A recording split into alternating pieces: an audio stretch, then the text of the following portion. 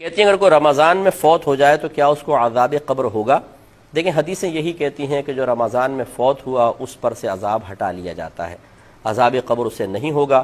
اب بعض اوقات ایسا ہوتا ہے کہ کوئی بہت زیادہ گناہگار ہیں معروف، وہ رمضان میں فوت ہو جائے تو ہمارے لوگ وہی بات کہ وہ سمجھتے ہیں کہ شاید اس کی کثرت سے گناہ کی وجہ سے، اعلانیہ گناہ کی وجہ سے اللہ تعالیٰ پر یہ ایک ایسا اثر مرتب کر چکا ہے کہ اللہ اس سے ناراض ہو چکا ہے اور اب اس کی بخشش مغفرت ہو نہیں سکتی۔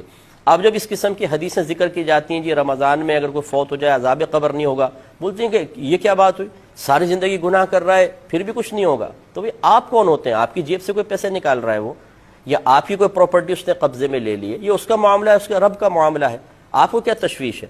بلکہ اس طریقے سے اللہ تبارک و تعالی کی تقسیم پر اعتراض کر کے آپ گناہگار ہوں گے۔ آپ نے نیک عمل کر کے کون سا کمال کر لیا ہے؟ یہ آپ کا کمال نہیں، یہ اللہ تبارک و تعالیٰ کا کرم ہے کہ اس نے آپ کو بے شمار گناہوں سے بچایا ہوا ہے۔ تو یہ ہمارا کوئی کمال نہیں ہے۔ اس طرح اس شخص نے اگر گناہ کیے ہیں تو اللہ تبارک و تعالیٰ نے اپنے عدل سے اسے نفس و شیطان کے حوالے کر دیا اور لڑنے کا موقع فراہم دیا، وہ شکست کھا گیا، اور آپ کو اللہ نے اپنے فضل سے نفس و شیطان کو مغلوب کر کے عبادات کی توفیق عطا فرمائی۔ دونوں جگہ، ایک جگہ عدل ہے ایک جگہ فضل ہے، لہٰذا ہمارا کوئی کمال نہیں ہے۔ اس لیے کسی شخص کے بارے میں آپ یہ گمان نہیں کر سکتے ہیں کہ یہ ضرور جہنم میں جائے گا، اور اگر کوئی کہے کہ نہیں حدیث کے مطابق اس کی بخشش ہو جائے گی تو آپ اعتراض کرنا شروع کر دیں کہ کیوں بخشش ہو جائے گی؟ آپ کون ہوتے ہیں کیوں کہنے والے؟ آپ اگر یہ کہنا چاہتے ہیں کہ معاذ اللہ ثم معاذ اللہ، پھر تو یہ ناانصافی ہوگی کہ میں نیک عمل کر رہا ہوں، وہ گناہ کر رہا ہے، وہ بھی بخشا جائے میں بھی بخشا جاؤں، یہ تو اللہ تعالیٰ کی ناانصافی ہے۔ آپ کون ہوتے ہیں حکم لگانے والے اللہ تبارک و تعالیٰ پر؟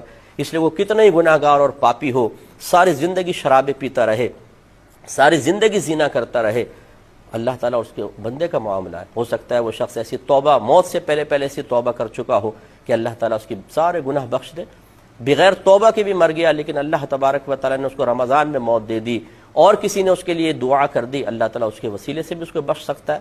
میرے آقا صلی اللہ علیہ وسلم نے ارشاد فرمایا کہ میری امت گناہوں سمیت قبر میں جائے گی اور مغفرت شدہ اٹھے گی، اور اس کی وجہ بیان فرمائی لوگوں کی دعائیں مغفرت کی بنا پر۔ یہ شرح الصدور کے اندر یہ حدیث پاک موجود ہے۔ تو پوری امت کے ساتھ یہ معاملہ نہیں، لیکن اکثر کے ساتھ ایسا معاملہ ہے، کیونکہ بعض سرکار کے امتی جہنم میں بھی جائیں گے اور پھر آپ کی شفاعت سے وہ باہر آئیں گے، لیکن یہ اکثر لوگوں کے بارے میں سرکار کا قول ہے کہ میری امت گناہوں سمیت۔ ایک روایت میں ہے کہ میری امت گناہ سمیت قبر میں جائے گی تو جمعے تک انہیں عذاب ہوگا، اگر عذاب ہو رہا ہے جمعے کے بعد عذاب اٹھا لیا جائے گا۔ یہ تو میری اللہ کی مرضی ہے نا، تو اس طریقے سے ہمیں اللہ تعالیٰ کی تقسیم پر معترض نہیں ہونا چاہیے۔ اللہ نہ کرے، خدا نہ خواستہ آپ ابھی بڑے پپو ہیں، نیک ہیں، پرہیزگار ہیں، اور پھر آپ سے کوئی خطا ہو جائے تو اب آپ اپنے بارے میں کیا کہیں گے کہ ضرور آپ کی گرفت ہونی چاہیے، ضرور آپ کو رسوا ہونا چاہیے، ضرور بری موت آنی چاہیے، ضرور عذاب قبر ہونا چاہیے، ضرور میدان معشر میں آپ کو ذلیل کیا جانا چاہیے؟ نہیں، اپنے بارے میں کیا گمان کریں گے؟